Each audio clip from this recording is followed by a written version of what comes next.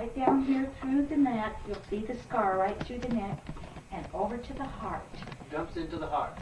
And the others went into the stomach. His stomach rejected everything, and this heart takes it. And if anything ever happens, the Dr. Peterson said the other day, this shunt will always be a threat to his life. Because if he ever gets sick or ever gets an infection, and if it goes from the shunt, it gets into the shunt and to the heart, then if it gets into the lungs, it will take him. But he is healthy now. He's well. There's no, to my knowledge, infection or fever. But he does have a lot of problems with his left hip. We have not seen any life in the left leg yet. Well, here's a little bit. That's because of nerve reflex. It's not real movement yet. We have not seen any movement in the toes or anything, but he says it's coming because he can feel it in there. When did this all start? What day? November 17th. What would have happened, Barbara, if it would have been a day later? Dr. Reichman says that he would have died in our arms and we would have never known. On the airplane? On the airplane. He says it was evident that this was going to happen. I asked him what caused it, and he says it was an acute thing. It's where the vessel, the blood was flowing through the vessel. It had branched off into some branches like this, like a beanie flipper, and right here in the branch, a little bubble developed. And where the blood just kept flowing, it kept hitting that little balloon. He called it like a balloon. And it kept hitting the balloon, and the balloon got larger and larger over the years. And how long it took for this to happen.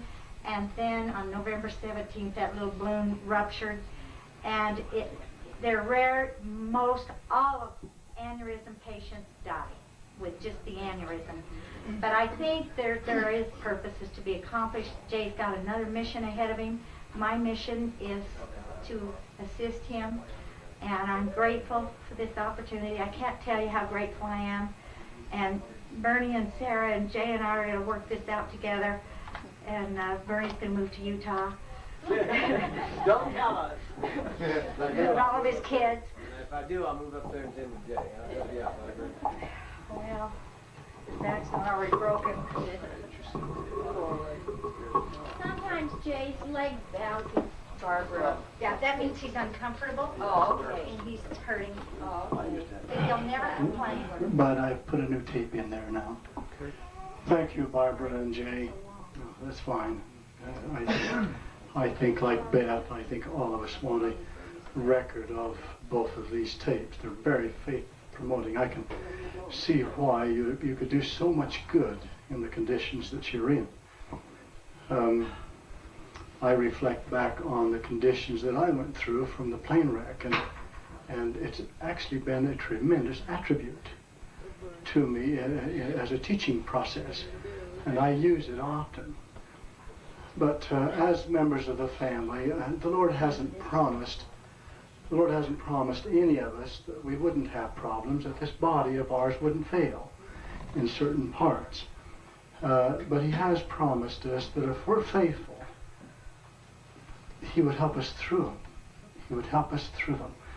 And but what we want to extend our appreciations to you for is for giving us, as members of the family, the opportunity to exercise our faith. We don't get to do it enough.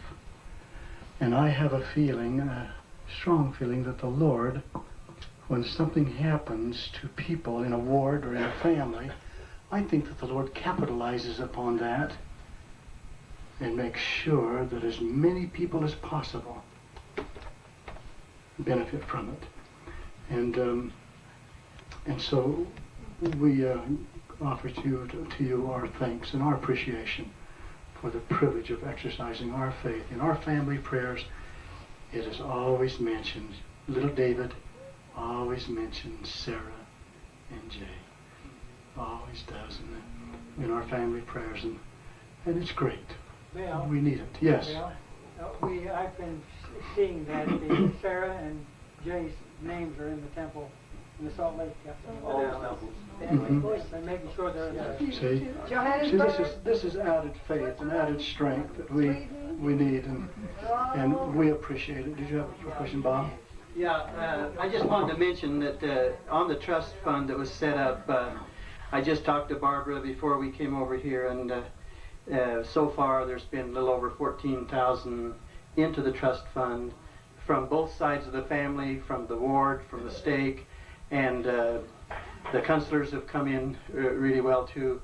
There is a need right now because she estimated that the total project would be more like 20,000, and so I thought that maybe we could get an envelope going today or tomorrow, and that we could give it to Barbara so that she wouldn't be overdrawn Monday from some of the bills that she has had to pay. Is that true? But if you don't, somebody else will, because the Lord has just blessed us, so don't worry. I'm serious, we're okay. Even if I take out a loan, I'll still make that too. So Don't take out a loan. No. Well, anyway, thank you. You too. Okay, like I mentioned earlier, for some reason, we as family members had the idea that we would never get old.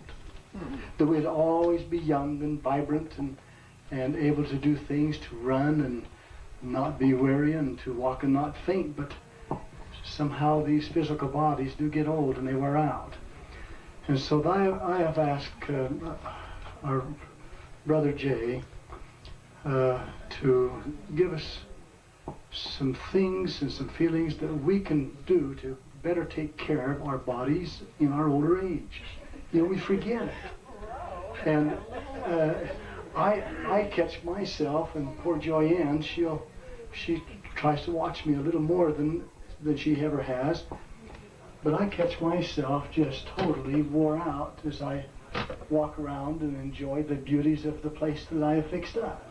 And I get very, very tired very quickly. And if you, from the plane wreck, if you saw my two legs here, you would cry like I did this morning as I looked at them in the mirror. They look like toothpicks and they're getting smaller. And so I think there's some deterioration going there, but as long as I can walk, do things, I'm grateful. I'm grateful, and I'm just going to do it as long as I can. But Jay, we would like to turn some time over to you to visit with us and give us a little bit of your experience, why you had your heart attack, how it could have been prevented, and how we can help ourselves to make sure we don't have the same problems. We want to stop for just a little while and get a break, or No? keep going? Keep going. Where is the thing? I have something that I must read.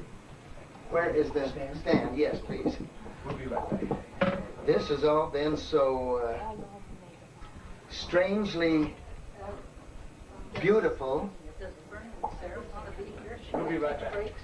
Well, that's why I was thinking we got now about 3 of them gone. All right, let's hold. Let's hold.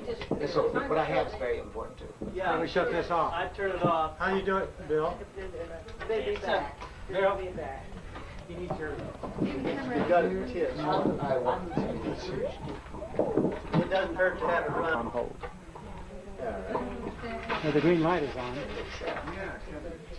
Has it been going all the time? I hope it's been going. No, I think it's still going because this is... Oh, that won't make any difference. That's just automatic focus.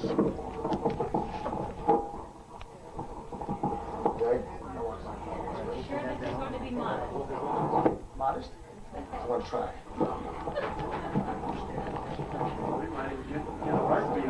I know when he was speaking today about this. If you want it to go closer or further away, Yeah. that's this. This is a tilt back and forth. It does that too. How do you do, Jay? You know what? It's going to be really hard to lift him back up off of the floor. We'll do it. We got a lot of bodies. Bob, slide over. No lifting for you yet. I'm going to move. You hear me? I'm going to go down to the floor right back on. Get out of the way. Talmadge, did you get a drink of water? Honey, I did. Thank you. Yes, all right. Get him over farther. I don't want any of them. Yeah, let's push down a little bit. You all right? Did you get that, sir? Would you like to put this with you? Bill? Oh, it's No, in you there. He has to use this in order to avoid Sore spots. sores. All the pressure sores come if you don't use something like Breaking this. developing. Does he needs a pillow or something under this arm? That arm's hanging down low. Okay, Put a couple of pillows under it. Okay, we ready? Just one. Where's Sarah? No, he needs a pillow. I think they're doing bathroom. Don't you girls remember your Relief Society You just go lessons? ahead, Jay. How's that feel? All right, Dave. You gonna go to sleep on us? No, he's not. You'll be asleep in 2 minutes. Yeah, I know. I The think window. it's part of the Maybe medication. the window goes a little bit down, a little bit. Barbara, where do you want to sit? I'm gonna go right down here. Where's Sarah? Just carry you, but. We gotta get Sarah. Hey, hold on. Oh, I don't know who was sitting back here. Beth, why don't you and Wendell come over here so Bud Sarah can be and, over there? Let me have Sarah's gonna come out here. Versus is But until, Joanne is Close. not in here. She's not in here. Bud's there. Come over here. No, I think it's all right, everybody back there. Come sit here. How window walk.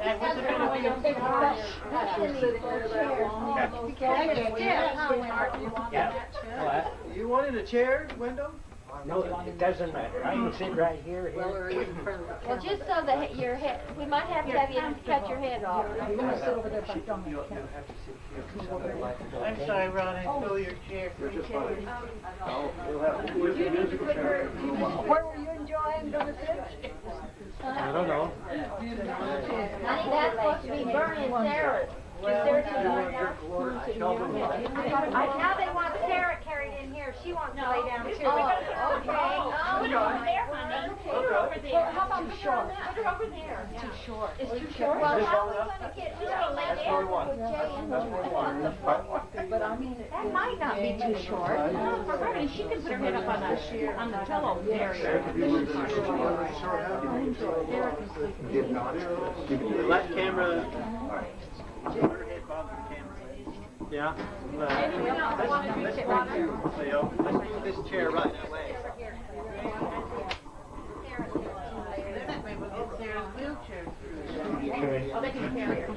Okay, Barbara. Put her there. On your whole leg. Testing. Hey. We're gonna move this. Sorry, Beth and Wendell. What are they gonna do? Put right here. We'll put our last Right part. there. We didn't get it. Bernie, come over here. You got to turn the tape on when they put the new tape in. So what? So we got Bill's remarks. You missed what? Bill's remarks there at the Stay in last the way, one. Bernie. Well, do them over again. But did they get Barbara? All of Barbara. Do Bill over again then, because I, you know, Bill forgot to push the red button. this is wonderful to have this. Get that thing out of the way. Let's walk that way and then let's walk Get We'll have that to stand have out Jay of the run up way. the car and back before we can. Ready? Yeah, get the stand out of the way. Yeah, we got it.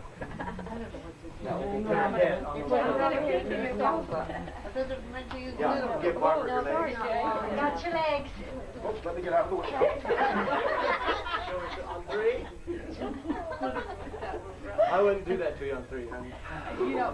I don't trust you. You don't trust him? Cannot.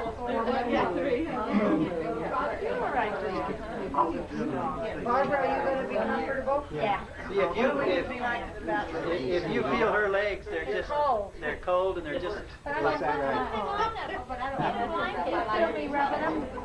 Can you feel me rubbing them? Yeah. Yeah, I don't have it. Almost handicapped with the skin bite you do.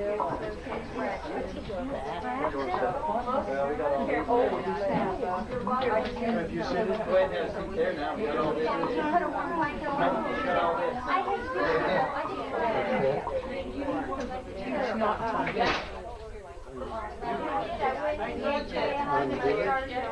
Being forced to do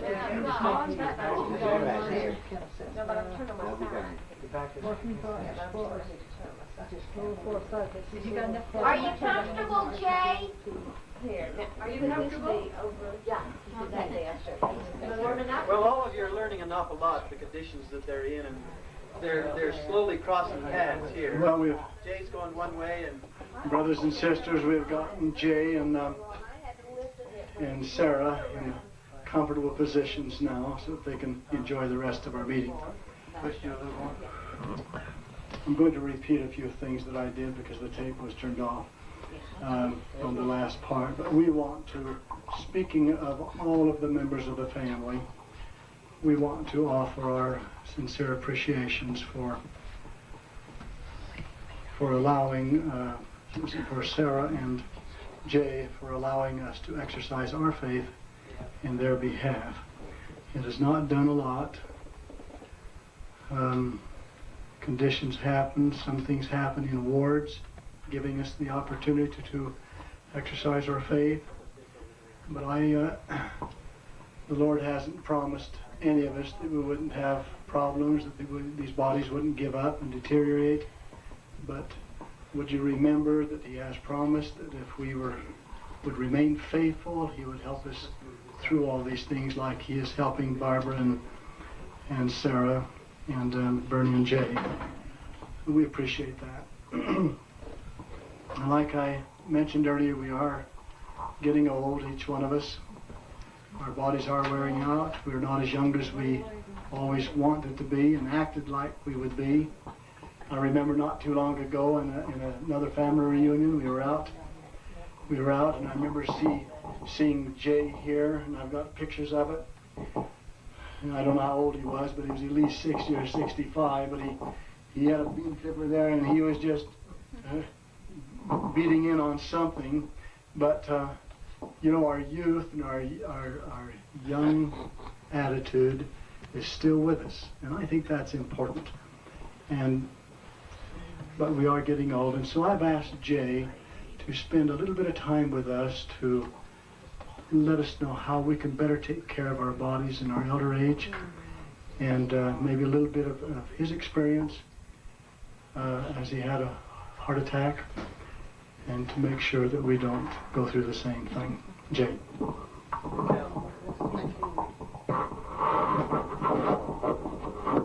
That's your heart beating. Jay, you're sure handsome. Noisy body. Yes, Heart, is your hair? You need to lubricate that heart. Thank you. You're listening to me.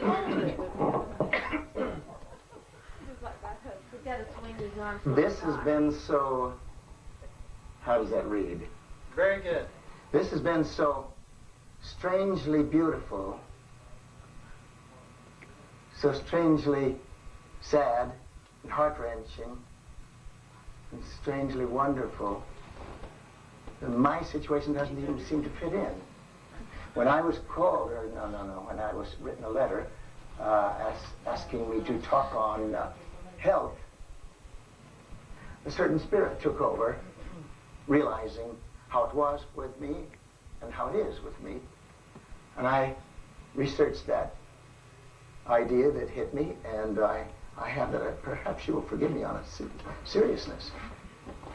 But I believe first that I'll tell you a quick note of what happened to me. No, I won't. I'll go on into this serious part first, and then I'll end up with this other, so that if there are some questions, we can cover that. Because of the seriousness of this message, it's best to be read. This way its value is lost.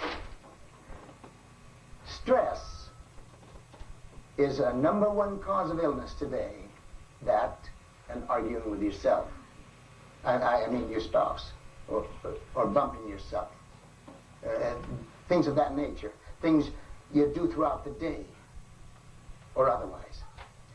Because of this crisis facing mankind yesterday and today and, well, yes, and tomorrow, I have concluded a most exhaustive investigation on this subject. Here are some of the major points by which and for which and to which, if you will, at this point in time, in which, if they are indeed wise, will do more than the mere taking of notes, of which this report places at their disposal. You see, where was I? Oh, yes, the disposal. By the way, the 1 horsepower KitchenAid is a wonderful disposal. Of course, there is competition out there, shredders of various makes. The White House has several of them. They have them for everything as well, and for the lawn as well. They're going to eliminate trash, things, shall we say, things by which we are bugged. Yeah, Nixon did it. Clinton is doing it.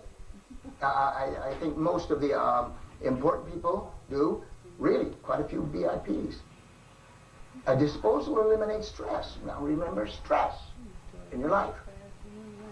Now to these most valuable findings, of which, or by which, and from which, if you will, and obviously at this point in time, at which time, did I come with the witches? You went through them twice.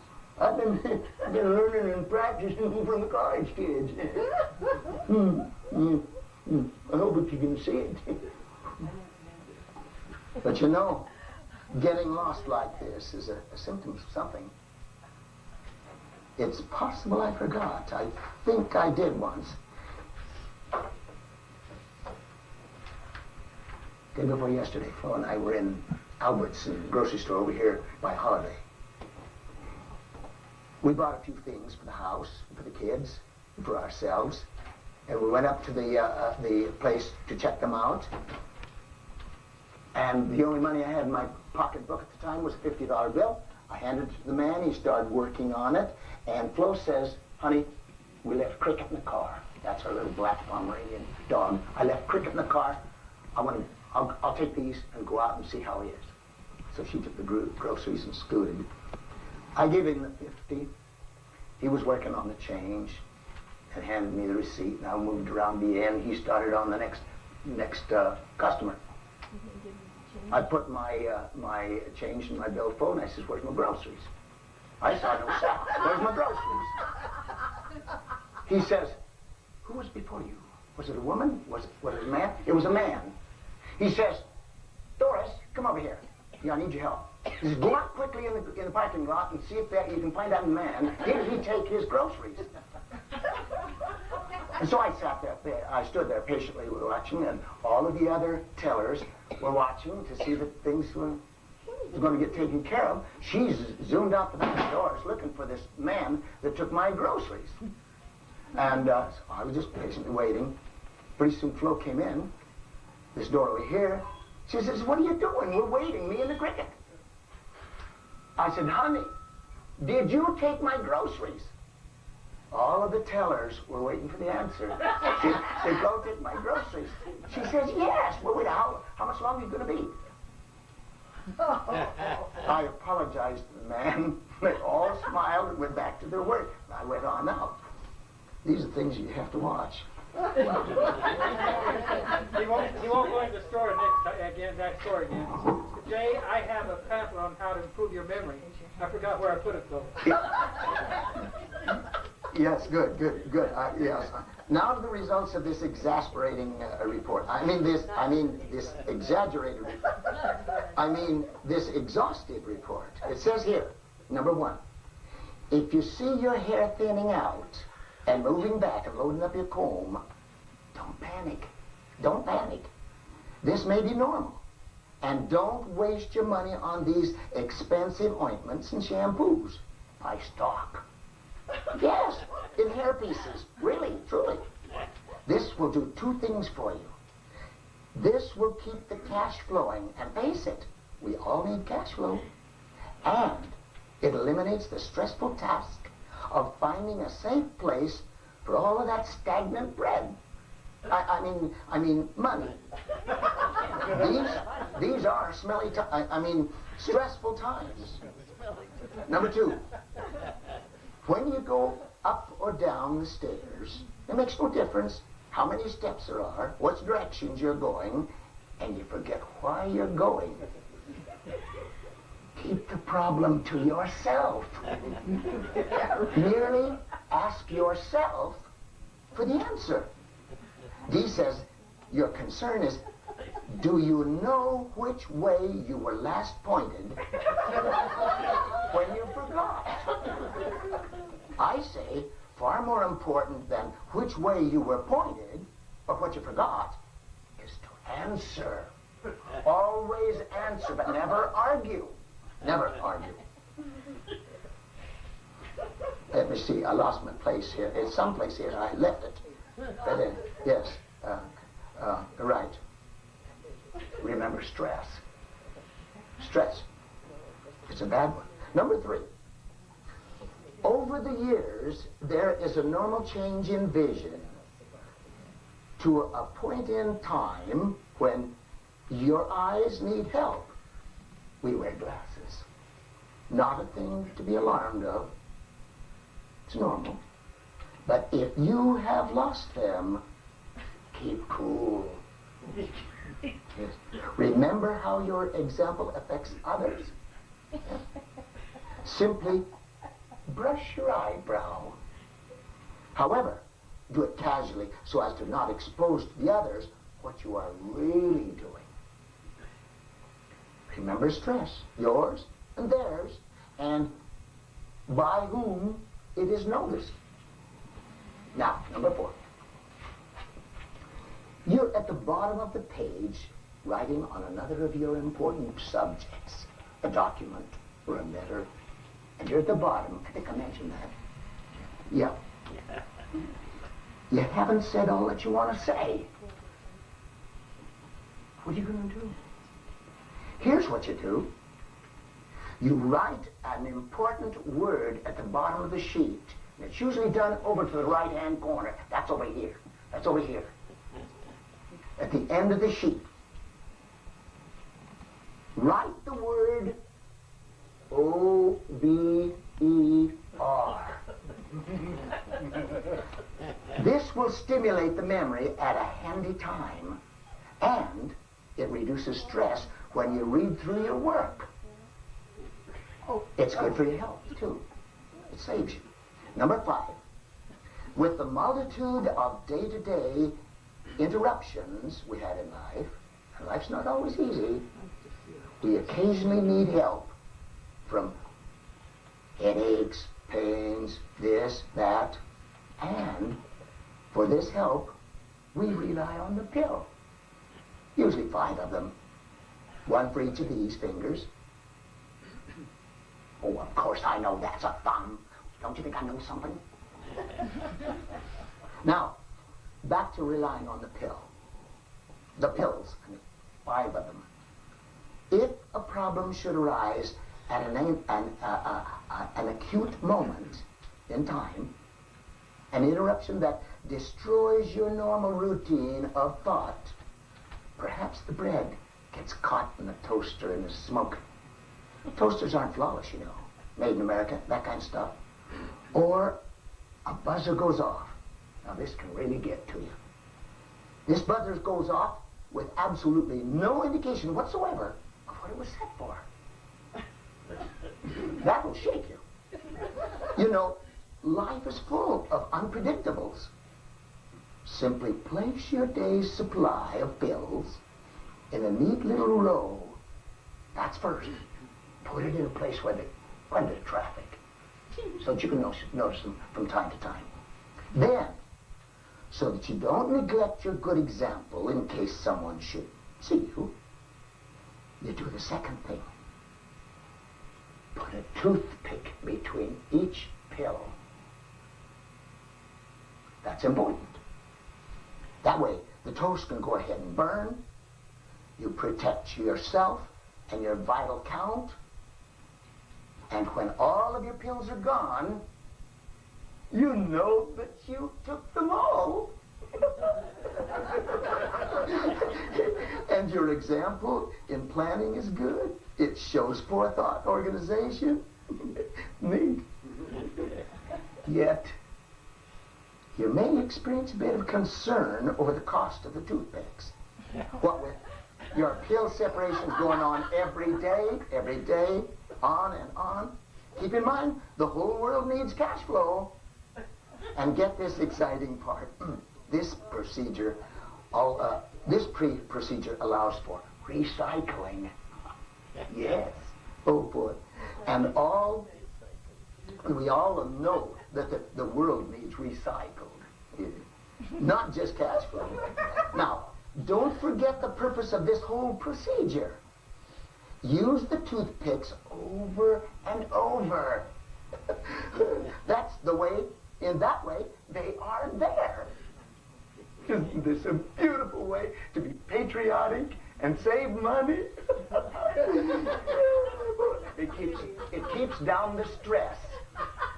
It keeps down the stress. This also is good for your health. Now to your health, for real. For real. Remember Dean Edell's famous doctor, television and radio, his slogan, use it or lose it? Oh, man. There's a lot of truth in that. A lot of truth in that. I was told soon, right after my heart attack. Heart attack? Is that what it was? My problem. To get off of red meats and animal fats. Butter, cream, cheese, eggs, salt, jam, candy, cookies, pastries, and regular ice cream. I had it for breakfast. You've ruined my life. There are substitutes, you know. Dryers has non-sugar ice cream. The thing is this, you might need to lose weight, and believe me, if you get off of all these things, you're losing weight. But here's the thing that you can do. Be smart. Be smart. Be moderate. And then, when you indulge, make it with your family at special occasions.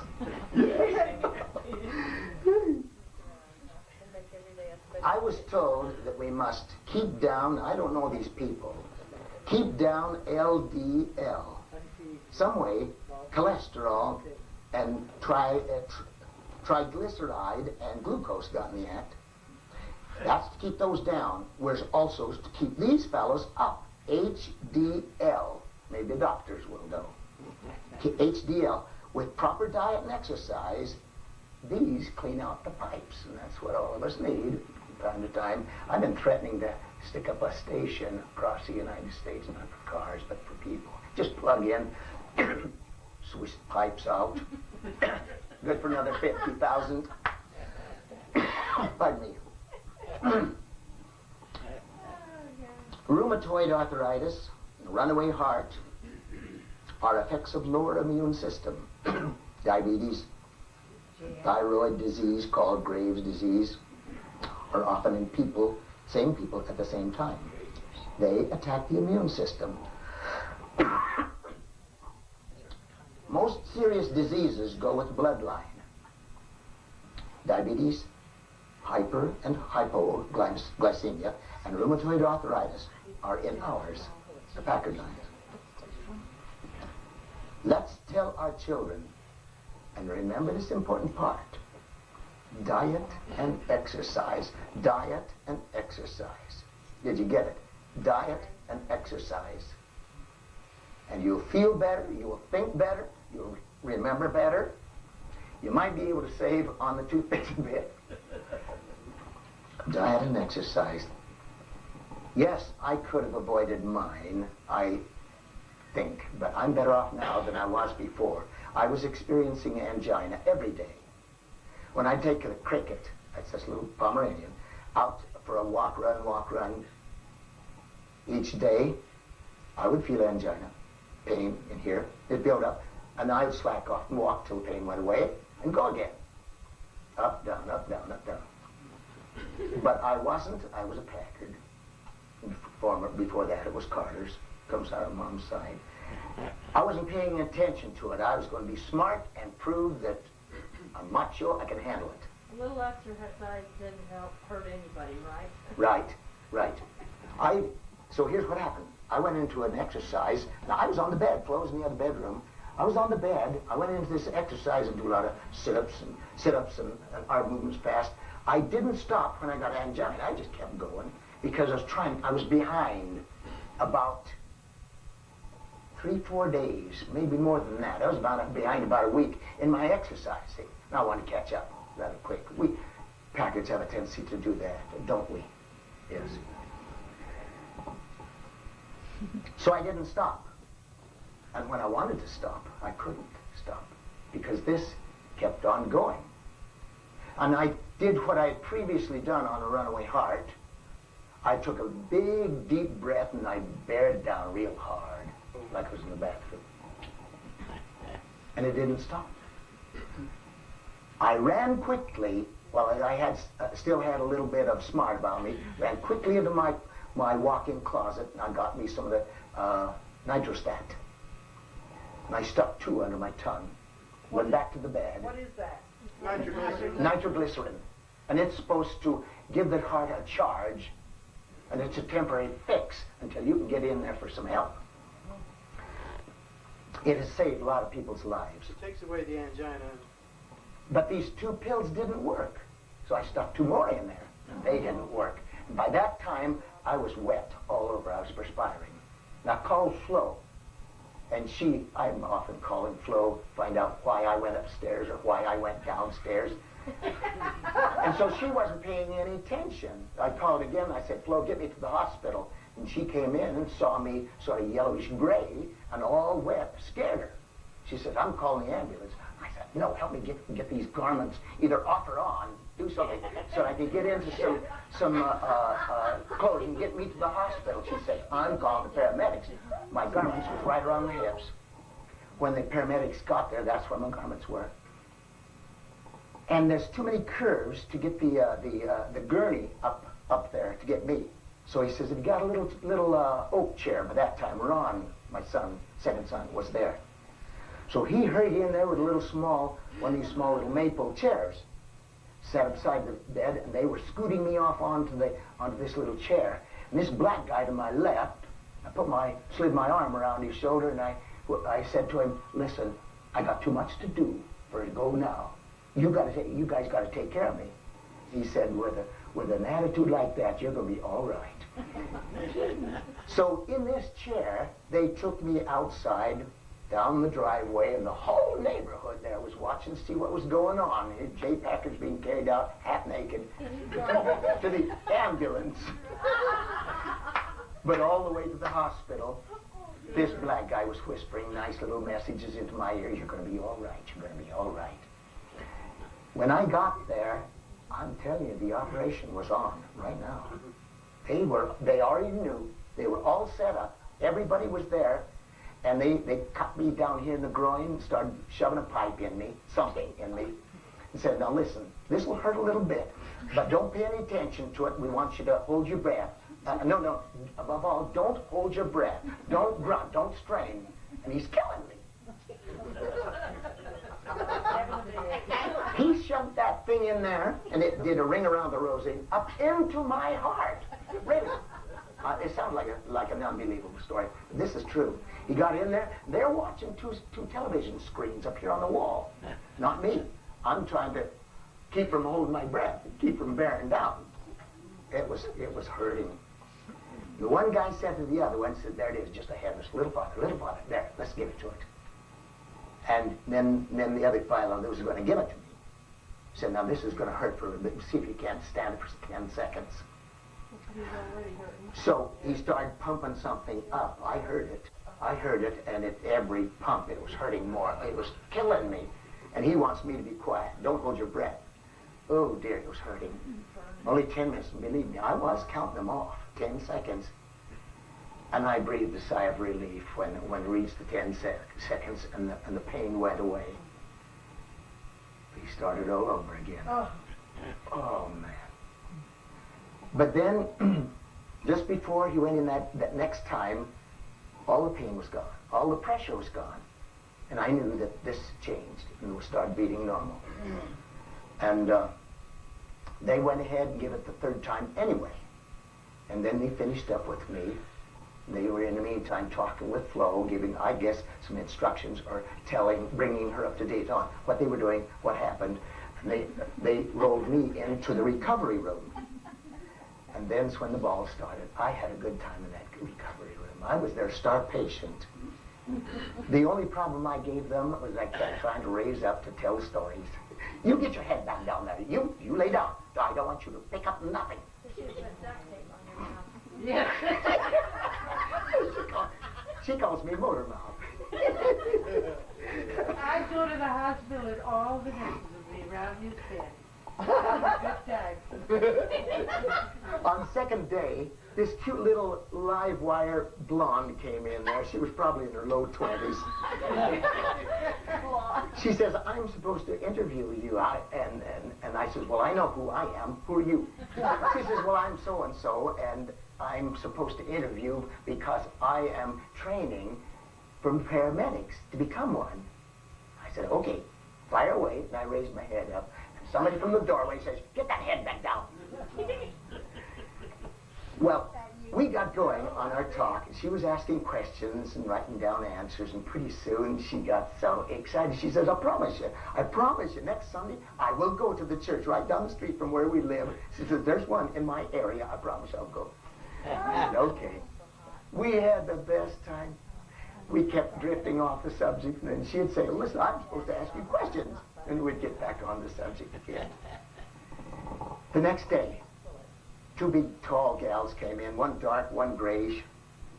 They looked like they'd been running a woman's ward at a prison. One of them was giving me a lot of do's and don'ts pertaining food and exercise and all of that. The other one, she says, now, listen, they're going to come in here tomorrow. There's a chance you can be released tomorrow. But they're going to come in here, and they're going to want to give you a bath. I don't want you to take a bath, not from them. I want to give you your shower.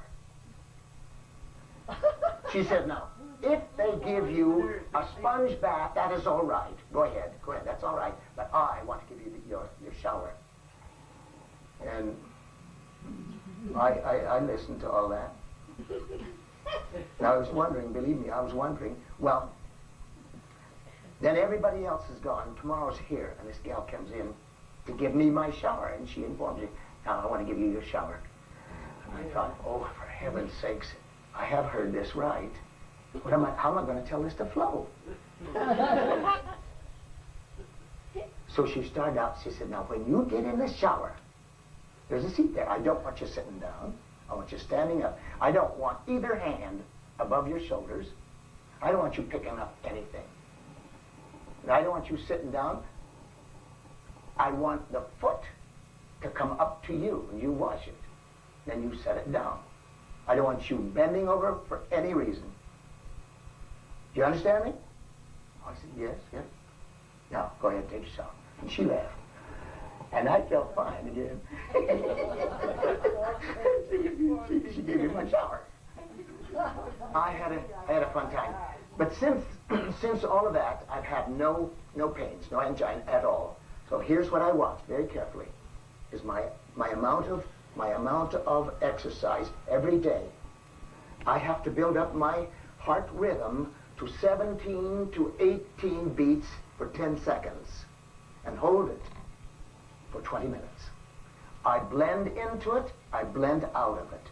We don't do what Ron did and charge into it like a Packard will do. Charge into it and catch up. Macho. Get on the stationary bicycle. You did. You got to listen to the body. You've got to feel the body and be smart. Don't overdo it. We are getting, like Sven said, we're getting into those years where we have to be careful and smart and be willing to submit to something other than our own fiery will. Determination. So, I can't stress it enough. Diet and exercise. Diet and exercise. Be boss of yourself or you lose. And let's smart up our kids the best we can, our children and our grandchildren, so that their days will be as long as they're supposed to be. We can accomplish our work. supposed to do. Say that again. Thank you, Jay. I recall a number of years ago when, see, Mom didn't like doctors. She did not like doctors. And whenever we saw a doctor, it was all new to us, and it was very exciting. I remember once Dr. Thomas came out to our home to give some shots. And I thought it was the most cruel thing that I'd ever seen, when he was giving shots to my older brothers. And I didn't get one, but I watched him stick that needle into my older brothers, and I thought that was the meanest thing that I'd ever seen. And I never did like that doctor for that, because my older brothers, he made them cry. And so, and it was all new to me. And I remember Benny went to the hospital to have his tonsils taken out. And he was the only one that I'd ever seen go to the hospital, except us, being born. But Ben went to the hospital, and when he come home, we had to know all about what happened to him at the hospital, because it was all new. And so, so we Packards, we've kind of relied on the guardian angel to take care of us, I guess. And we've done some very dangerous things in our lives. And we've stuck our necks out. And to some of us, I think it might be telling on us a little bit. Okay, Beth, can I have you just take a moment? Everything is okay with you? Everything is wonderful. Okay. I mean, Cleo's happy. She's content. Good. She goes to temple every week with us, and she works in Relief Society. There's All no right, need of Cleo. taking time for it. I just want to mention, however, that for Bernie and Sarah and Jay and Barbara, we came up to Ilona's night before last. We got there, and those little kids have never met Bernie and Sarah, nor Barbara and Jay, but they never miss a prayer that they don't include. They're little kids, and I'm sure that's the case all over the family. I think all of the family, whenever we kneel down, have family prayer, and our special boy David, and you've got to realize that David now is over 30 years old, and yet he's just a child at heart, no choice companion, but he'll always remember Sarah and Jay. And Barbara. And Barbara, yeah, he'll remember Barbara and Bernie, that they'll be able to handle it and take care of it okay, and that it won't be, and those are very special prayers to us. And I find myself calling on this special boy to offer the prayer quite often. And so, because he's a special boy. And moving on. It's 10 o'clock. Might I just make a suggestion? 10 o'clock. It's 10 o'clock. Let me just go, yes. A positive attitude. 65 instead of 85. Positive attitude helps a lot. Yes. Well, that's what the brethren are even talking about, not be negative. Before I turn the balance of the time over to Ronald, let me read a special statement that was put in the Deseret News in reference to our beloved President Hinckley. Let me just read it to you, and I think you'll get a message that is going to be very important. And then I've got copies to hand out to each of the heads of the family. I think you'll want them to pass this information on to your children, your grandchildren. President Hinckley says parents are key to averting moral crisis. And then he goes on, and it says this: like a prophet of old warning kingdoms to repent, President Gordon B. Hinckley of the Church of Jesus Christ of Latter-day Saints warned diplomats and politicians, but mostly parents, that the world faces moral catastrophe unless they act quickly. And he said the way to avoid that disaster is simple. Parents must take the time to teach and learn with their children, work together, read together, and pray as families. President Hinckley first counselor in the church's first presidency, said if families will follow those 4 simple steps, beginning with children when children are young, we can begin a moral turnaround within a generation and can achieve wonders in 2 generations. But he warned the world cannot continue the trend we are currently experiencing without some sort of catastrophe awaiting us. President Hinckley made a comment Saturday at a banquet where he was given the Distinguished Public Service Award by the BYU Management Society of Washington, D.C. Among guests were ambassadors and diplomats from 20 countries: Bulgaria, Botswana, China, Croatia, Cyprus, Egypt, Greece, Hungary, India, Kuwait, Madagascar, Mongolia, Pakistan, Romania, Russia, Singapore, Slovenia, Sri Lanka, and what? Sri Lanka. Oh, okay. You didn't put a dash there. Sri Lanka and Zimbabwe. Zimbabwe. How's our mission there? Okay. Used to be Rhodesia. Yeah. President Hinckley was honored for his full-time work for the church since 1937. Hinckley said during that time he has seen the world achieve technological wonders, but we are experiencing moral and ethical disaster. He said while President Clinton and Congress call for more police and prisons and other anti-violence measures, I am rather confident they will not substantially alter the picture because they are not getting at the root of the problem.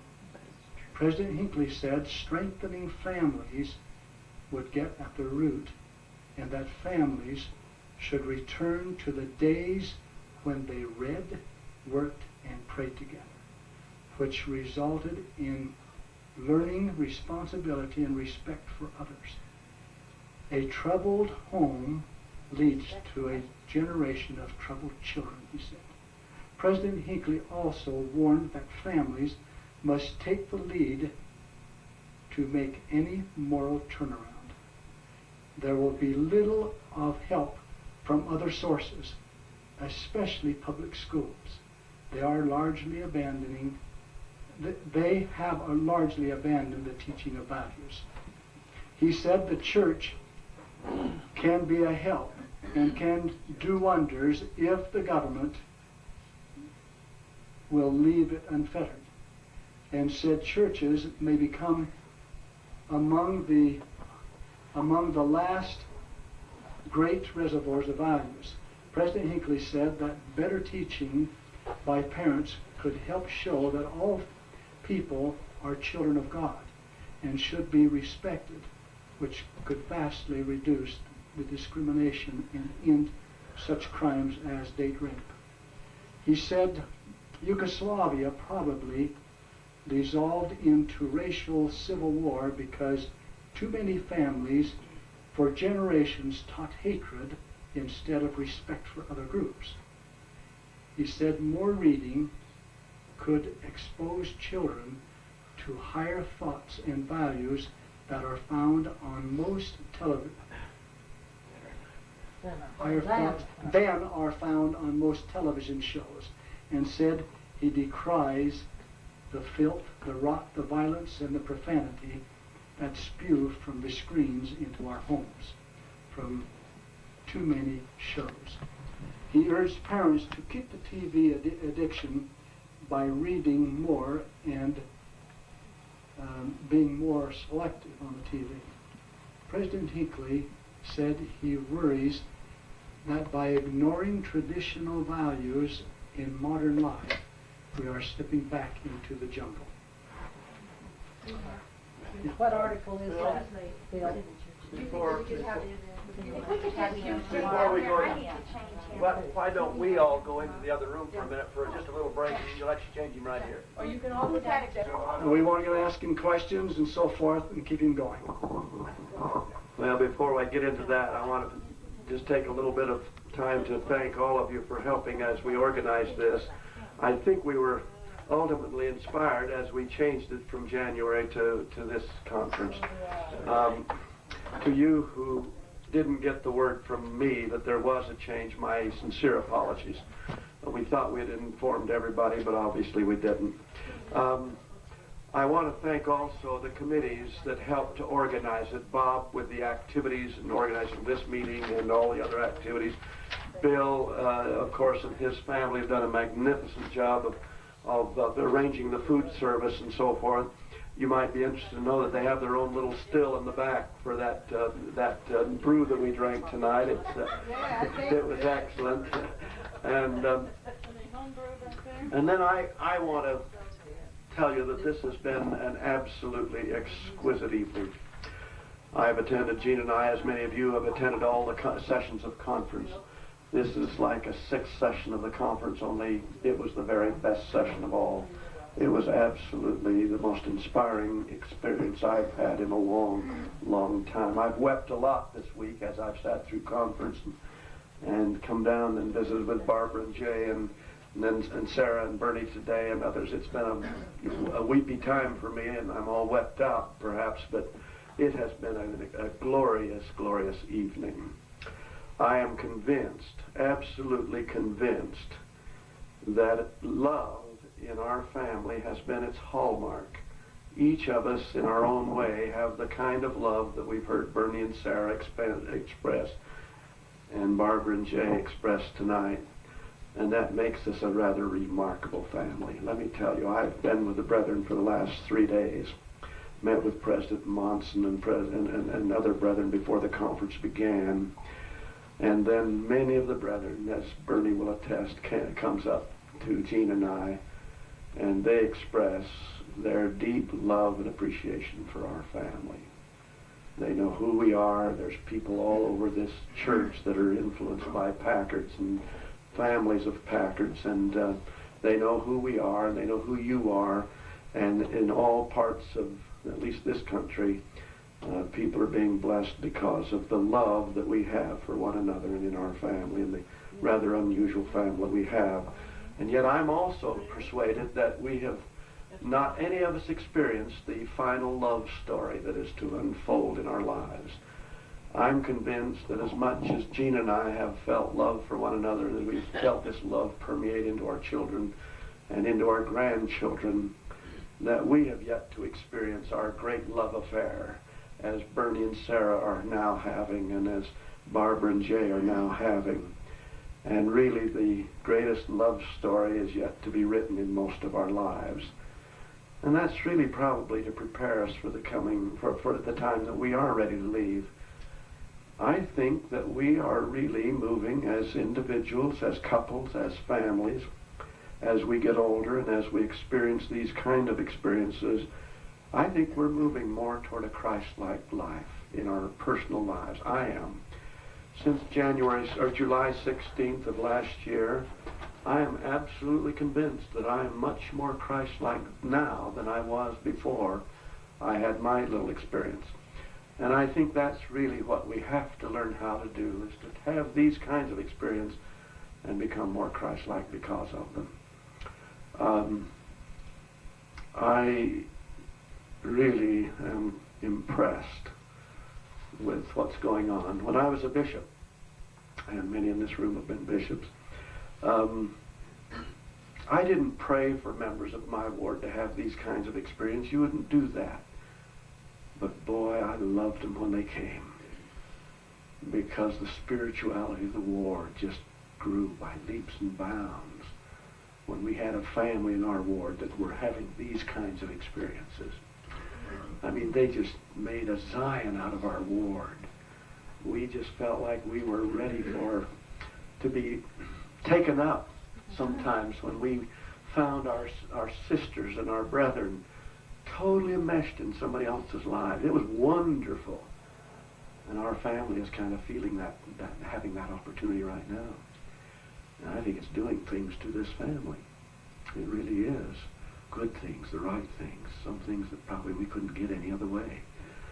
And I'm convinced, absolutely convinced, that we are having experiences, some of us vicariously a little bit because it's coming through others, the few that are really on the firing line, but we are having experiences that we couldn't get any other way. Maybe that's part of the reason, Jay, why you've had your struggles, because we may not be able to get some things happening in our lives without you going through what you're going through and without having an evening like tonight. And so we're grateful, deeply grateful for the way that you're receiving your burdens and the way you're moving through your Gethsemane. And I hope that, and frankly, we're all going to have it. We know that. Each one is going to have it a little differently, but every one of us, not a single one of us is going to get out of this life without having our Gethsemane. And it'll be different for each one of us.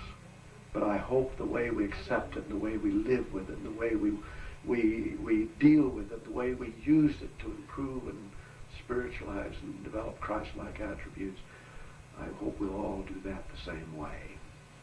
I'm so grateful for Barbara and Jay and Bernie and Sarah. It's been a magnificent evening. And I feel like that if I went into anything that I had been assigned to do, it would be going from the sublime to the ridiculous. It really would be. And so I'll be brief, very brief. But in a way it does tie in, because of what the brethren have said as we've listened to conference. Well, Ron, the brethren are anxious enough to hear it from you. Whatever report, whatever current affairs, whatever alarm we need, whatever we need. So we'd like to hear it. I'll be brief, but again it ties into what I consider the most significant problem the world is struggling with today. And certainly the United States and our government is even having a greater struggle with it. And that's something that you've heard all week and tonight relative to families.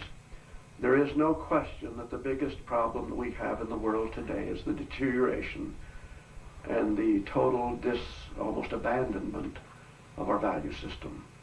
And that is my greatest concern. It's not my colleagues' greatest concern. In fact, most of them absolutely don't give it much thought at all. And that may be that may be even more reason for us to be concerned. I am deeply concerned about much else that's going in government, but obviously that's the most of greatest concern. But that is more what we've heard from the church, and I won't dwell on that. I would like to dwell on that because I think, again, that's where the world has to make its greatest changes.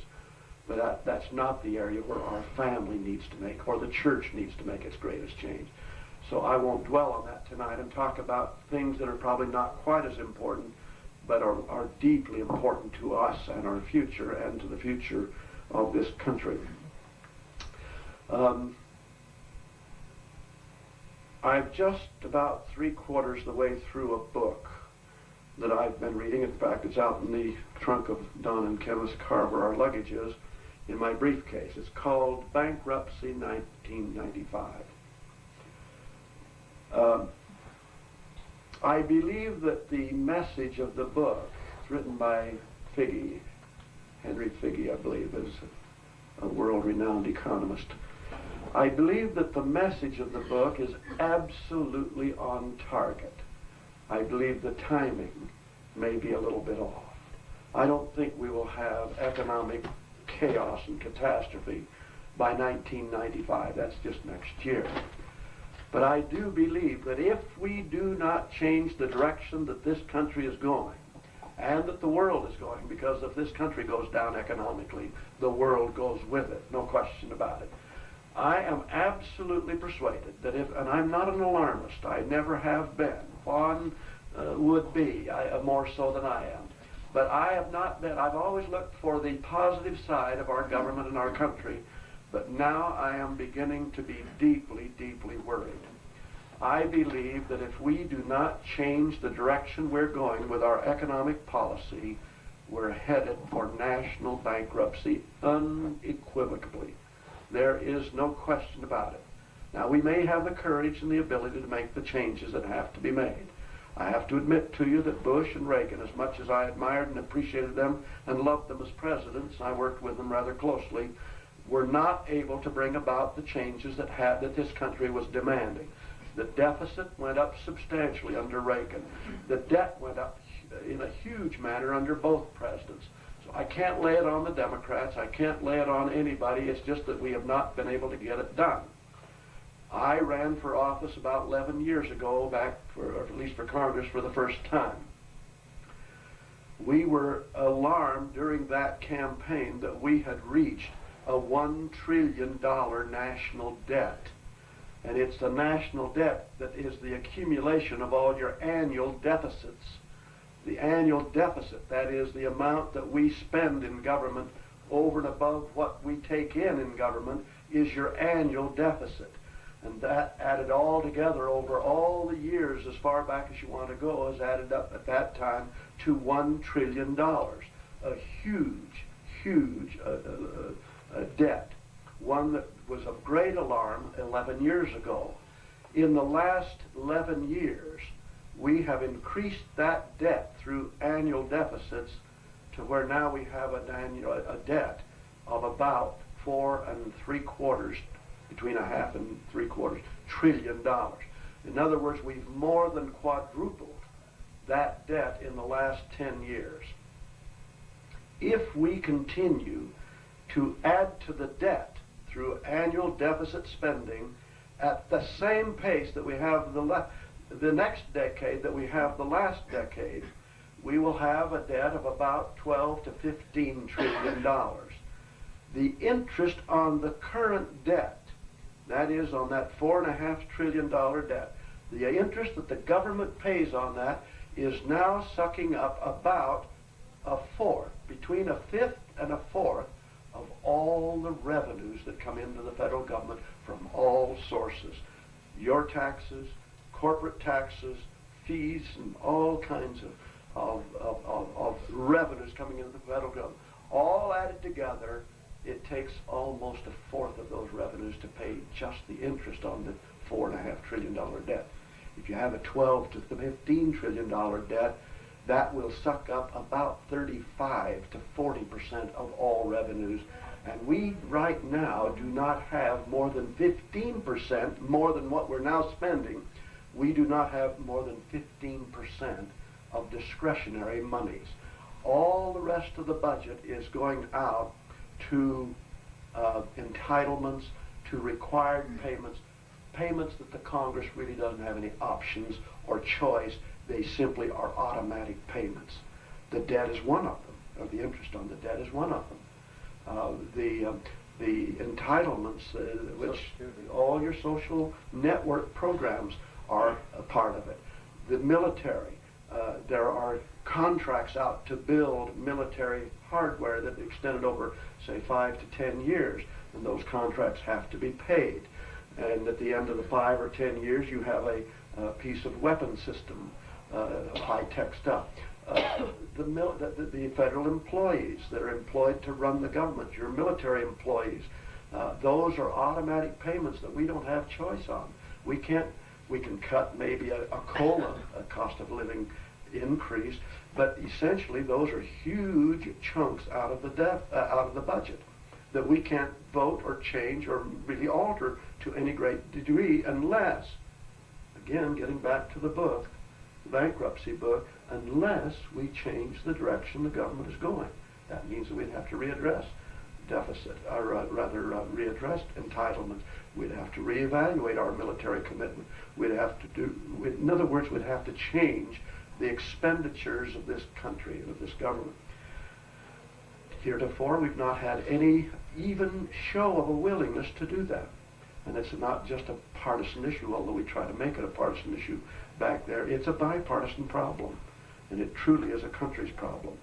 Well, if you had a 12 to 15 trillion dollar national debt in 10 years, again, we would not even have sufficient monies in our budget to pay the interest. And that doesn't even pay off the debt. Not a dime's worth of that interest goes for education or for Social Security or any of the other programs. And so we are headed for national bankruptcy. Now, what should we do? I am not, again, alarmed only in that I know that if we don't prepare for that day and pray that the Congress will have the courage to change, but assuming that they won't change, that they would rather be reelected than to try to find a way to stop the hemorrhaging and stop the government from going headlong into bankruptcy, and thus we would all be into chaos, not just in this country, it would be a global problem.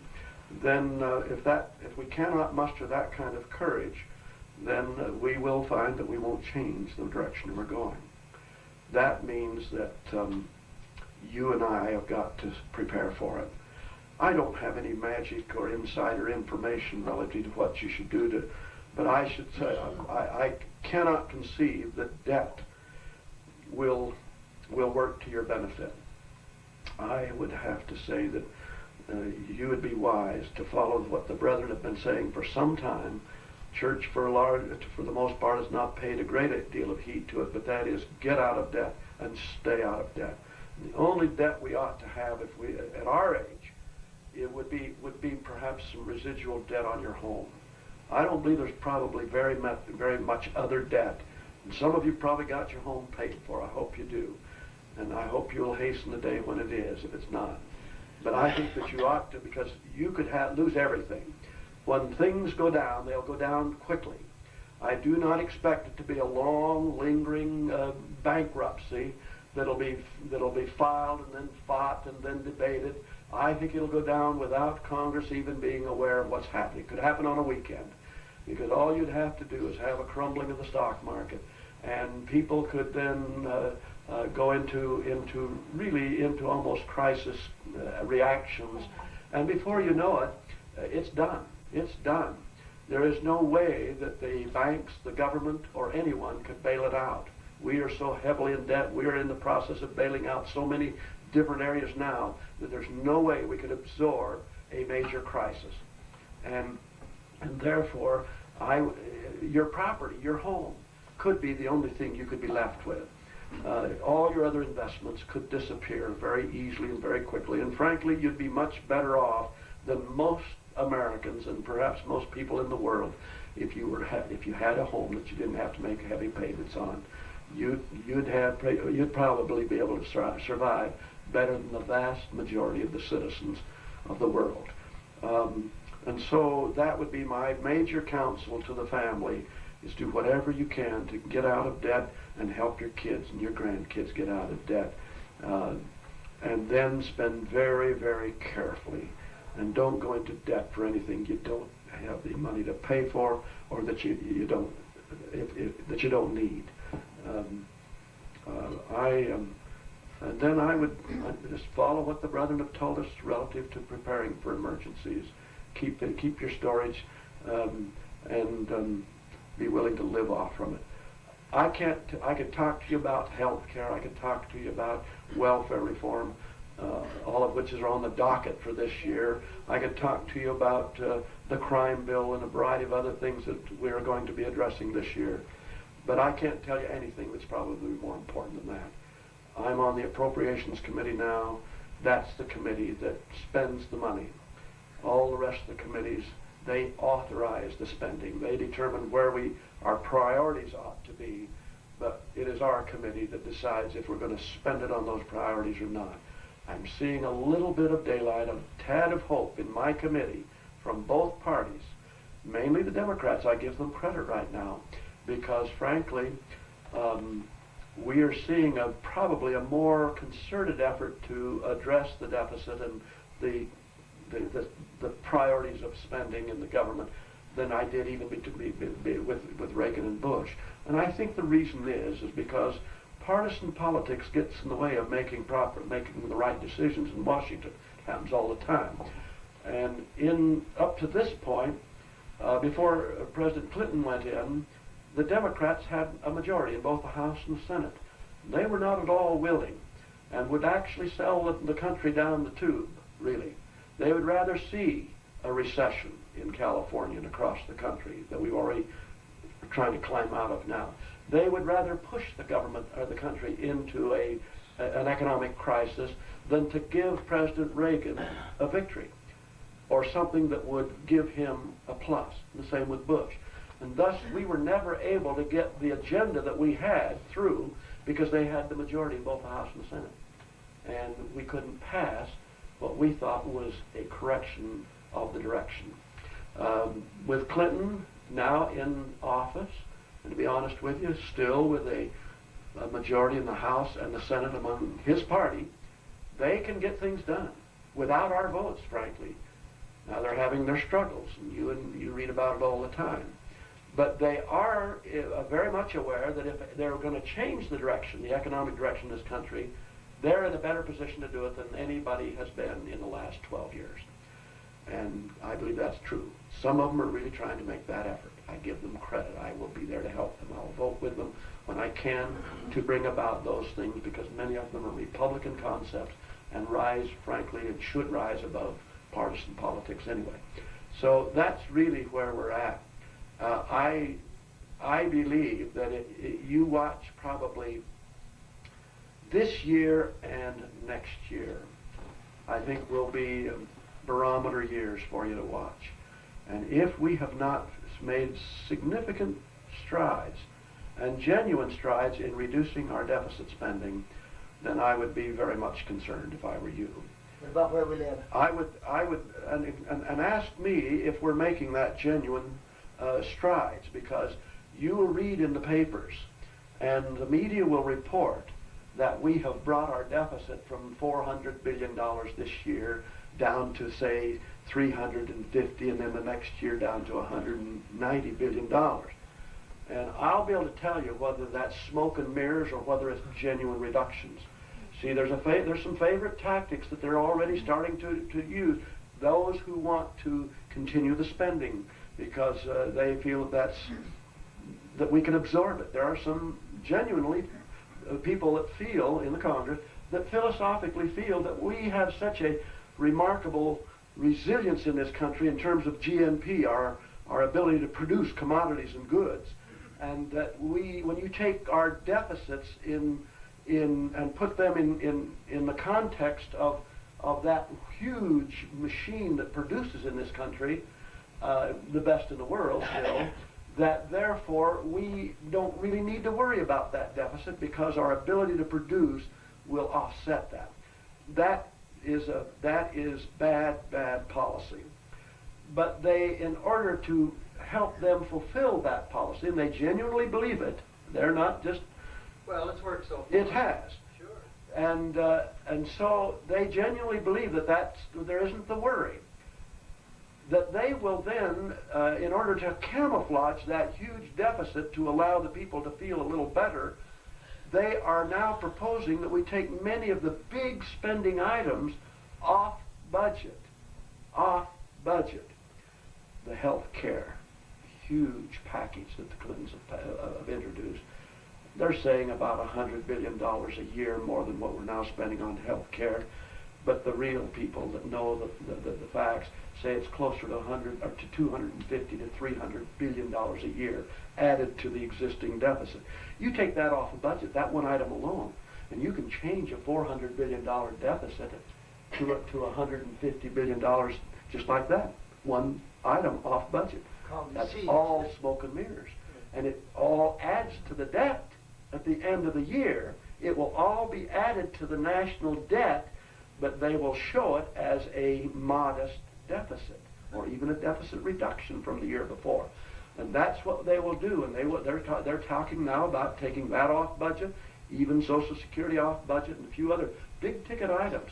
And it only takes a little bit of smoke and mirrors to really deceive the American people into thinking that we're making progress in the right direction, that we have changed the direction, economic policy direction of the country, when in fact the debt is still growing at the same pace, even though the figures that they show for deficit spending that normally you would use to add to the debt at the end of the year are skewed. So in that respect, you won't get the true facts as you read your newspapers. you'll have to get But it from... there's certain people, Ronald, that will disclose that. See, there's...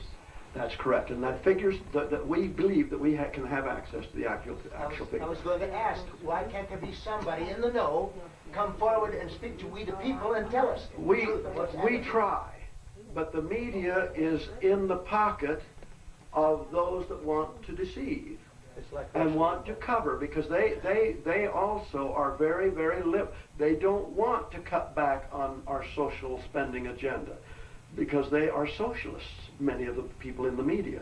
And so they actually, they become accomplices in the deception. Yeah. And of course, they're the ones also that give the huge contributions to many of those liberals that are the big spenders. And so they are accomplices of it. And they would not therefore reveal the facts and the truth, and they become a part of the problem. I'm finished with what I Well, want if to they say. got back on some of those. Yeah, I just want Let me hear Bernie first. If they cut back on some of those programs, like try to pull back on some of the welfare programs, they're just simply going to lose their votes, and they're not going to give up those votes for anyone. Well, and the sad part is, Bernie, is that the American people, they speak a good line when they become frustrated with their elected officials.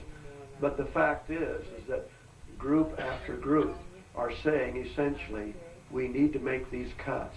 We need to change the economic policy of this country, but don't cut my program. All the senior And citizens are going to keep wanting. absolutely, they're huge. And so, but it's not just seniors. It's your school teachers. It's your military. It is every group that will say the same thing. We absolutely applaud you for even talking about making cuts, but when it comes to their program, we get I was going to say millions. I don't get millions, but I get thousands of letters on a weekly basis saying, don't cut mine, and some of them become very angry. If you cut my COLA, my Social Security COLA, or my federal employee retirement pay, COLA pay, you won't only not get my vote, I will go out in my neighborhood and I'll campaign again. And there's enough people that are worried about re-election that they won't do it. what I'm wondering, what is the scenario as you see it?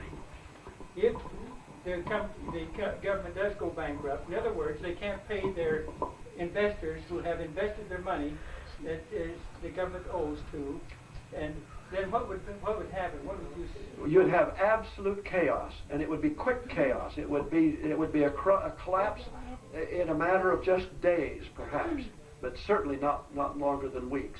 And the reason is because again, the moment that the signs of that happening over a weekend, where the stock market like last weekend or last week, it went down 200 points over a period of 3 or 4 or 5 days.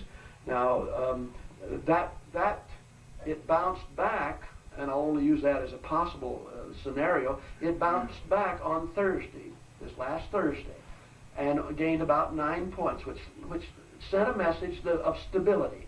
Things are not quite as bad as it looked the previous 5 days when it went down over 200 points, which is about 8%, a reduction.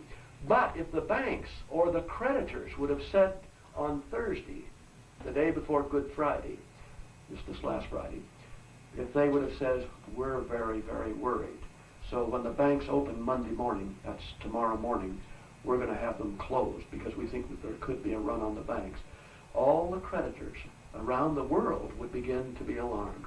And the money you've got in your bank is nothing compared to what our banks are owed by government and what our banks owe foreign governments. Even third And world all these countries and all these loans could be called because their loans would be in jeopardy. And if they called loans of that scale, that's immediate bankruptcy, essentially. And then, of course, you have chaos. The thing that Describe chaos. well, I believe that you would have mob violence. I believe that you'd have people. You have an earthquake in Southern California that is isolated to a relatively small area. I mean, when you speak globally.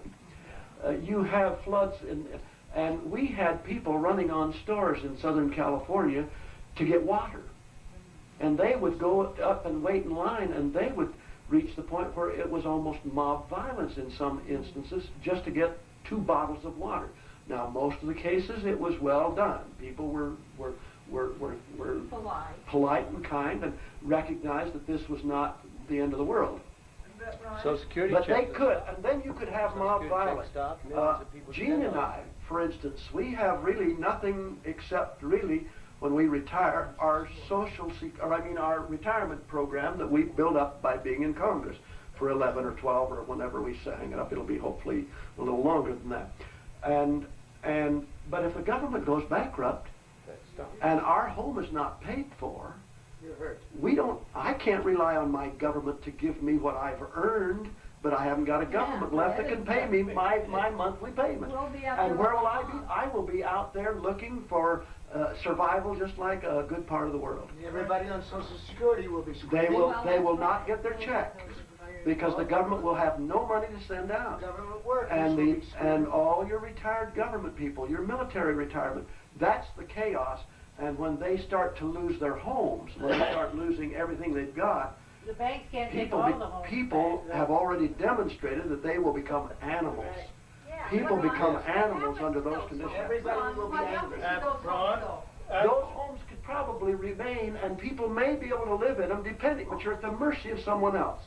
And they may allow you to live in it to see if you'll work it out, but really they'll belong to someone Well, else. how can it belong to a bank? What can they do with them all? They wouldn't be able to do them, but legally you no longer have it. You no longer would have it. They could take the title and would. And do what with it? They probably would not be able to do much of Well, they anything. may sell it to somebody. Yeah, I But- watched it in. I don't know, but it would all be chaos. That's what I'm saying. I don't know what Barbara, I this is. watched the bank men. I decided one day to go over to this building where they had people all over the building, stacks of bank foreclosures this high. hundreds and hundreds of them. Yeah. I they honestly would don't call believe out we've and ever see if there was experienced. a buyer anymore, and then they'd take it back and they. We have never in this our lifetime experienced even the 30 Depression, 31.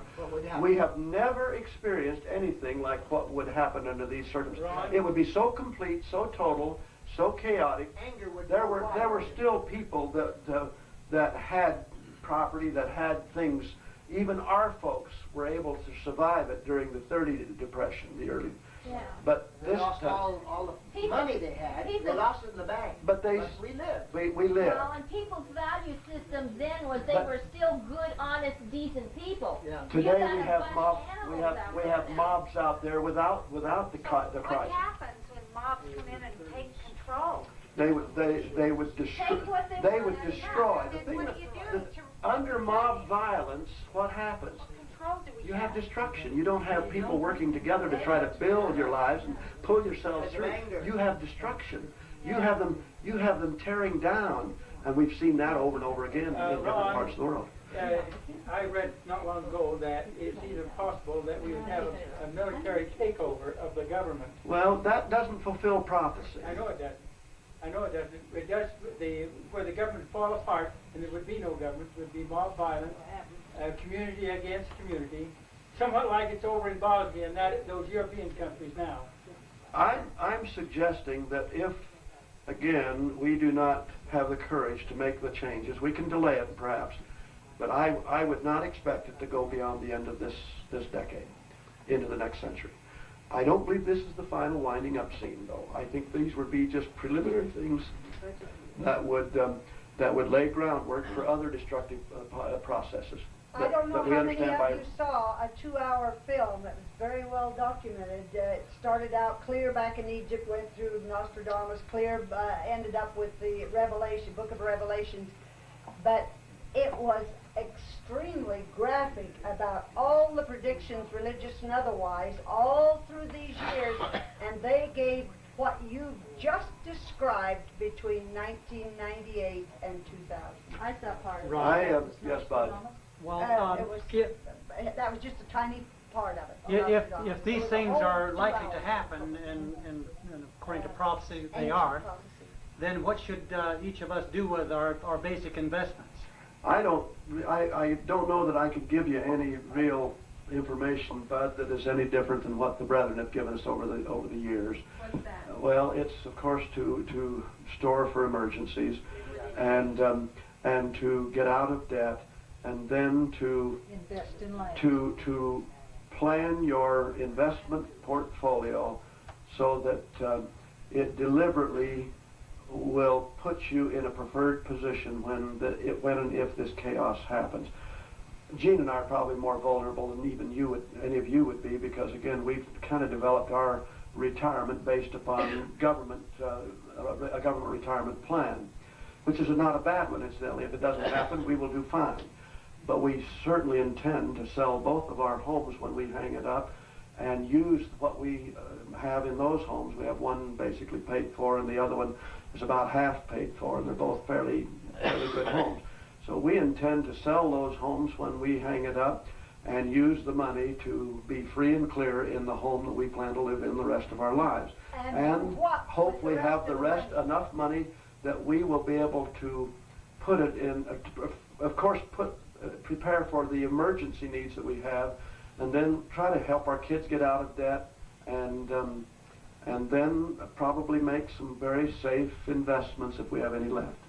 Right now, to be very honest with you, because of the problems in this country, and I have no recommendation to make on that, but Gene and I have pulled up virtually all of our modest stock investments, which is our IRA. We have about $25,000 in IRAs all. Jay and Flo have got a lot more than that, I'm sure, and some of you do.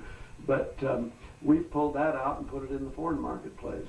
We were in Hong Kong this last few months and in China, and we're finding that the Chinese market and the Chinese economy is absolutely booming.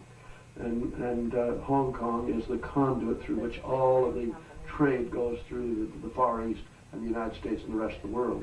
Hong Kong is the most vibrant economy in the world right now. What's the matter with real estate land? It's the safest. It's the safest if it's free and clear. If you have carrying power of it, or if it's safe and clear, or free and clear, that's the safest thing there is. Well, right now, I would not suggest California. We're still struggling, and the prices are gone down. It might be a good buyer's time. But Utah prices now, from what I've talked, are coming up to where they're almost competitive with the depressed land prices in California. In fact, in some of your lots are selling for not much difference than lots across the street from our homes in California. Where would you be safer, though? Well, I don't think you ought to worry about that. I think you're safe where you're living the gospel and where your family is. I would not be overly concerned about the locality of the country. You can raise your family better here in Utah, perhaps, in terms of righteousness, but I don't worry about that. Our families are doing what we ought to be doing no matter where we're living. Bernie's family down in Texas is as good a family as you'll find in the world. And my family in Southern California, I don't think Gene and I could be blessed with a better family. Every one of our kids are doing fine. Not economically, but that doesn't bother us, to be honest with you. Money has gotten to the point where it's not important to Gene and I, period. We've lost over $1 million in the last 2 years. And we're down to where we really don't have much left. But I don't care. I really don't care. Vaughn and Floyd has experienced the same thing. Vaughn doesn't have anything. Doesn't even have a home left. But do you think he's worried about that as he goes to work at the temple every day? We don't worry about that anymore. Money's not very important to us. And I love that feeling. I love it when I don't have to worry about money anymore. Well, let me tell you, he doesn't have to worry about the money because I paid the bills. Well, I paid the taxes. But we're like Barbara. We have sufficient for our needs. He doesn't know. And that's really what matters. I guess what I'm trying to say is, don't worry where you live to see if you can do better there or it'll be safer there. California's not going to slide into the sea, and if there's an earthquake and it happens in my area, I don't know that if I'm going to go that way, I would go up here in Utah by an elevator accident or something. I don't know that you can plan for catastrophes that may be in the last days. And I don't think we ought to bother about that. You just live the way we're living now and get your kids and grandkids to do the same, and you'll be all right. Let me mention one thing. I've often, wondered about why were the Nephites, that 2,500 Nephites were gathered together at the temple when the Savior appeared to them. Who told them to gather there? They must have been close to the leadership of the church. That was Nephi the third. And the others, the 12 disciples were chosen from that group. Evidently, they knew that they should be at that place. In other words, they followed the counsel of the brethren. And before that, Dee, you're very much aware that there was massive destruction going on. All around. And there's no place to hide from that destruction. But they were there. Except righteous homes. And those righteous homes were the ones that later gathered because they survived the destruction no matter where they the were. wicked were taken away. Now, I think that what brethren are telling us to follow the counsel of the brethren. Right. And I think we follow and stay close to the brethren. And they know that we're getting close to the time of the second coming of the Savior. It's like a mother who is about ready to give birth to a child.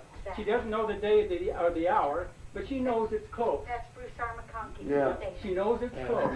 And the same way with the brethren. It's the signs, everything. What you've been talking about, Ron, is one of the major signs that we are to look for. And we know that we're close.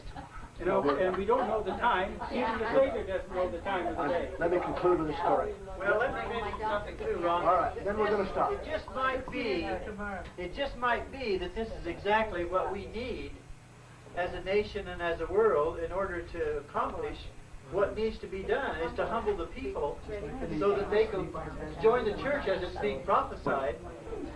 This world, it needs humble. And it may be some of our Gethsemane that some of the families are already going through. It may be the catastrophes that some of us will have to really take us toward a Christ-like life. I really believe that. Let me tell you one story that happened that will illustrate a point I want to conclude on. There was a bill. It was the Religious Freedom Act last year, actually 2 years ago, that was drafted up to address the peyote problem that the Indians had used in their religious ceremonies. And they were promoting this Religious Freedom Act, along with other groups, to allow them to continue to use peyote, a hallucinating drug, as part of their religious ceremonies. I had some real problems with the bill because peyote does not fit into my whole idea of what ought to be the motivation of good law in terms of freedom. Using hallucination drugs, I also felt, in fact, there were indications that there would be those, for instance, those very emotional abortion people that would want to organize under the Religious Freedom Act their own religion, and that abortion would be a tenet of their religion, and therefore under the act they would be able to practice abortion without any constraints, without paying any attention to the laws of the country, local, state, or federal. And so I thought this is not a good law, and I opposed it. And Marcus Faust, a very prominent attorney in Washington, D.C., the son of James E. Faust, and a dear friend of mine, came in and lobbied me in my office and says, "We think you ought to support this bill because the church has some concerns about people returning to the oppressions of the church and some of its doctrines that may seem as strange to them as peyote does to you and others." I said, I just can't buy it. And so I told him I still don't believe I will support the bill.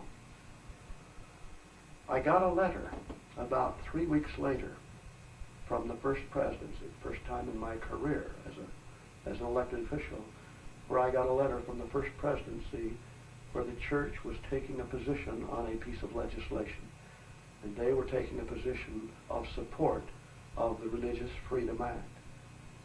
It took me just 5 seconds to change my position, because when the brethren speak, the debate is over. There is no more reason for debate for Latter-day Saints.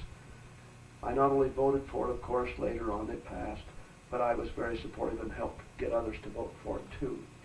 And I guess that's the message I would like to leave in the potential crises out there. Don't argue among yourselves or among other members or among other groups over what we ought to be doing or whether this is what the brethren really want us to do it. Wait for the brethren to speak. You may speak. The debate is over.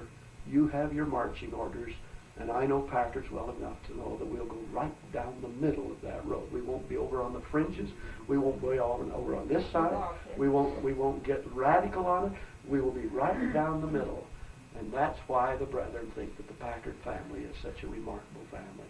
is because wherever they've been exposed to them, and that's all over the church, they find that they're the members they're the ones that are right down the middle. That if the brethren speak, they don't debate it, they don't worry about it. And the intellectualism and all the concerns that the brethren are struggling with right now, and we're hearing a little bit of it out in some of the talks in conference. President Higley's talk at the end of priesthood meeting last night. All of these are to deal, and as a result of those people that are out there on the fringes, and they love the members that just listen to the brethren, and they follow. They just follow them. And I guess that's the thing that Packards do the best, and that's what we've got to continue to do. And we'll survive it. If we don't, it'll be our appointed time. We're promised that, and I don't worry about that. And the government can crumble, it can falter, and it can struggle, it can hang, as it were, by a thread, and the Lord will have all that in His control, and that's why I can live with myself back there. That's why I can sleep at night, and I do. That's why I don't worry. And I don't really get all uptight if I can't change things.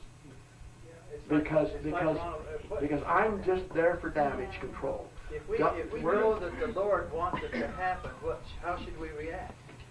See, I mean, it's just so possible that that's exactly what the Lord would like to see happen to this nation. I don't think the Lord wants it to happen, but He knows it's going to happen. He's allowing it. He will allow it, He allows it. and then He'll take advantage of it, just like He did in Book of Mormon times and every other destructive time. He takes advantage of it, and we want to be on that side of where we receive the advantage. Well, I want you to know that this is a magnificent evening. I've been so spiritually uplifted this week. I wish I could come to every conference and we could have this every time. We love you, we're grateful for you, and we're looking forward to it. Well, when we're here, you want to. But when we leave and when we get back to our families and all the things we've got to do, we find that it's hard to do. So we don't think that it's wise to have it once a year. Thank you very, very much. Maybe it's the last day, we should have. Okay, thank you, Ronald. Some of us are going to have to leave right away. Dee, do you have... I've already said what I thought of saying. That is, brothers and sisters, stay close to the brethren and hearken to what they say to us. And above all, don't criticize or don't take exception. But when they speak, it's like Ron said, when they speak to us, we better listen. That's my philosophy, and I'm like you, I just get out of bed. Don't get caught up in these modern attitudes and philosophies, especially you gals. Don't get caught up in your women's movements that are going on. They are the devil. They really are. The brethren have got the right idea, and I think the world is beginning to recognize that. You think we'd get caught up in No, I something don't. like that? I don't think. But there are children and grandchildren that we need to carry that same on. Right.